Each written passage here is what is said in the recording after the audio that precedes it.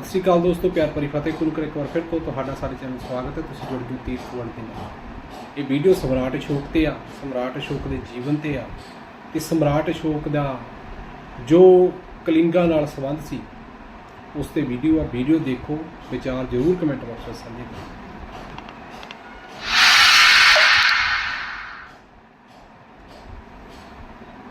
वैसे तो इतिहास में सम्राट अशोक का नाम अमरता के साथ दर्ज है, पर क्या आप जानते हैं कि सम्राट अशोक ने एक ऐसा युद्ध भी लड़ा था जिसे वे जीत कर भी हार गए। जी हाँ, वो युद्ध था कलिंग का युद्ध। वर्तमान में जिस राज्य को उड़ीसा के नाम से जाना जाता है वो कभी कलिंग के नाम से प्रसिद्ध था। ये बहुत ही बड़ा और संपन्न राज्य हुआ करता था। अशोक के 13वें अभिलेख के अनुसार सम्राट अशोक ने अपने राज्याभिषेक के 8 वर्ष बाद कलिंग युद्ध लड़ा। कलिंग विजय उनकी आखिरी विजय थी। ये युद्ध 262 से 261 ईसा पूर्व में लड़ा गया था। इतिहासकारों के अनुसार कलिंग राज्य को सम्राट अशोक के पिता बंदुसार और दादा चंद्रगुप्त मौर्य भी नहीं जीत सके थे। पर सवाल ये उठता है कि कलिंग राज्य इतना महत्वपूर्ण क्यों था। वो इसलिए था क्योंकि कलिंग राज्य कोस्टल लाइन थी। कोस्टल लाइन्स हमेशा से ही व्यापार के लिए बहुत ही महत्वपूर्ण जगह हुआ करती थी। कलिंग पर विजय प्राप्त कर सम्राट अशोक अपने साम्राज्य में विस्तार करना चाहते थे। ऐसे में सम्राट अशोक का केवल एक ही उद्देश्य था और वो ये था कि बिना रोक टोक के व्यापार करना। व्यापार के हिसाब से कलिंग सबसे उत्तम जगह थी, इसलिए उसको जीतना बहुत जरूरी था। लेकिन कलिंग भी एक संपन्न राज्य था जो कि इतनी जल्दी हार मानने वाला नहीं था। कलिंग आर्थिक रूप से और कला के रूप में अपने आप में एक पूर्ण संपन्न राज्य था। इसलिए सम्राट अशोक ने सोचा कि अब समय आ गया है कि कलिंग पर भयंकर तरीके से वार किया जाए और इस राज्य को मौर्य साम्राज्य का हिस्सा बना लिया जाए। 261 ईसा पूर्व में सम्राट अशोक ने कलिंग पर आक्रमण कर दिया और युद्ध शुरू हो गया। कलिंग की सेना और इधर से अशोक की सेना दोनों बहुत बड़ी थी। मुकाबला टक्कर का हो रहा था और दोनों ही पक्ष हार मानने को तैयार नहीं हो रहे थे। लोग मारे जा रहे थे। कलिंग युद्ध और उसके परिणामों के विषय में सम्राट अशोक के 13वें अभिलेख में पूरी सूचना प्राप्त है। इससे स्पष्ट हो जाता है कि ये युद्ध बड़ा भयंकर था। इसमें भीषण रक्तपात और नरसंहार की घटनाएं हुई। 13वें शिलालेख में इस युद्ध के भयानक परिणामों का एक उल्लेख आया है, जिसमें लिखा है कि इसमें 1,50,000 व्यक्ति बंदी बनाकर निर्वासित कर दिए गए, 1 लाख लोगों की हत्या की गई और इससे भी कई गुना अधिक मारे गए। इसने भारतीय इतिहास के पूरे कालखंड को ही बदल कर रख दिया था। इस युद्ध को भारतीय इतिहास का भीषणतम युद्ध कहा जाता है। युद्ध इतना भीषण हुआ कि युद्ध का पूरा मैदान ऐसा हो गया था कि हर जगह खून और मांस ही दिख रहा था। खून और मांस से पूरी की पूरी जमीन कीचड़ में सन गई थी। अब जरा इमेजिन करो कि वो बारिश का कीचड़ नहीं था बल्कि खून और मांस का कीचड़ था।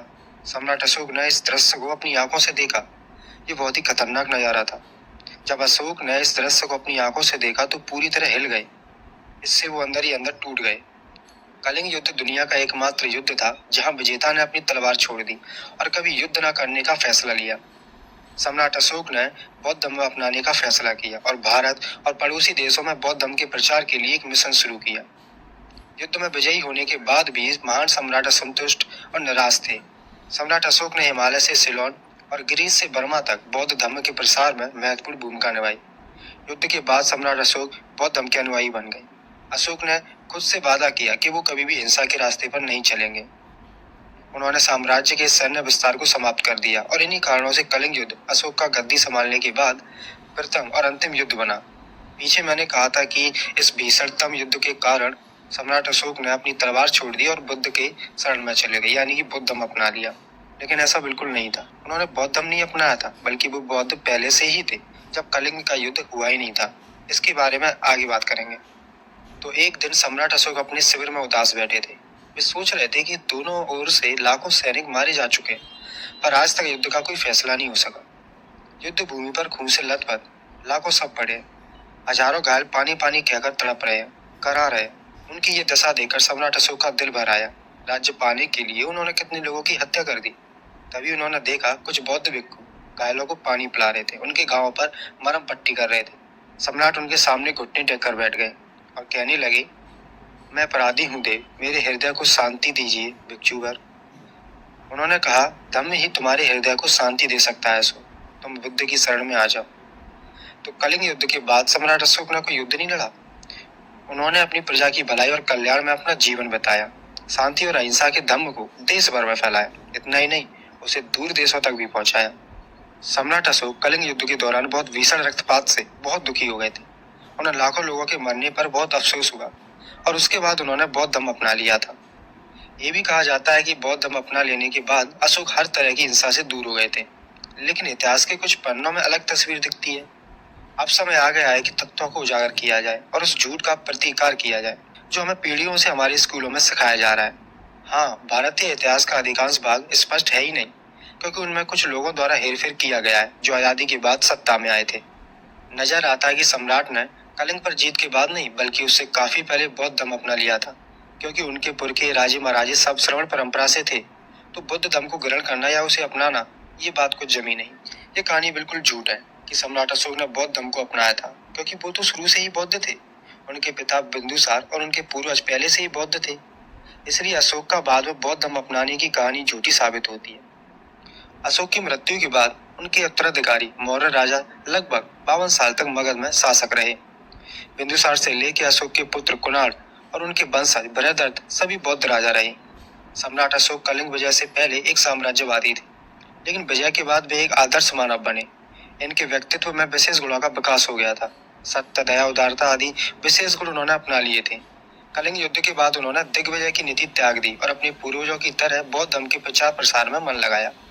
उन्होंने प्रचारकों और उपदेशकों का विशाल दल तैयार किया, जिसने विश्व के लगभग आधे भाग को अपने धर्म से जीत लिया। उन्होंने पशु बलि, मुद्रा आदि व्यसनों पर रोक लगाई। दरअसल उस समय बहुसंख्यक समाज जो कि बौद्ध रहा था, उसमें शांति, नैतिकता आदि की भावना और आचरण प्रबल रही होगी, जिससे समाज के बड़े वर्ग ने अशोक के अनावश्यक युद्ध का विरोध किया होगा। क्योंकि कोई भी सत्ताधारी बहुसंख्यक समाज की भावना को कुचल कर ज्यादा दिन राज नहीं कर पाता, तो यही डर की भावना सम्राट अशोक में भी होगी, क्योंकि अशोक प्रजा के खिलाफ नहीं जा सकते थे। उस समय के समाज में बौद्ध धर्म भली भांति प्रचलित और स्वीकार था।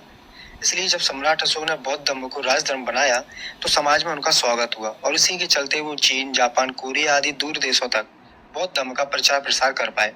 बौद्ध ग्रंथों में कलिंग युद्ध से कम 1 दशक पहले सम्राट के बौद्ध भिक्षुओं के साथ संपर्क होने का उल्लेख है। सम्राट अशोक के स्वयं के शिलालेखों में कलिंग युद्ध से कम 2 साल पहले उनके द्वारा बौद्ध धर्म अपनाने का उल्लेख है। यहाँ तक कि चार्ल्स एलन जैसे अशोक के स्तुतिकर्ता भी इस बात से सहमत है कि उनका धर्म परिवर्तन कलिंग युद्ध से पहले हुआ था। चार्ल्स एलन, जो अशोक के बड़े प्रशंसक थे, उन्होंने एक कालक्रम दिया, आप भी इसे देखिए। इसमें लिखा है कि 265 बीसी में बुद्धिज्म में कन्वर्ट हो गए और उसके बाद 263 बीसी में उन्होंने कलिंग को कॉन्कर किया। अब सच तो आपके सामने है, जो आपसे हमेशा की तरह छुपाया गया। छोटे छोटे बदलाव करके हमारे असल इतिहास को छुपाया गया, ताकि ये फर्जी काल्पनिक इतिहास को लोगों के सामने लाकर गुमराह कर सके।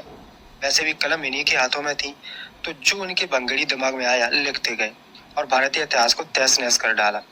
उम्मीद है आपको मेरी बात समझ आई होगी और इतिहास का एक छुपा हुआ पहलू।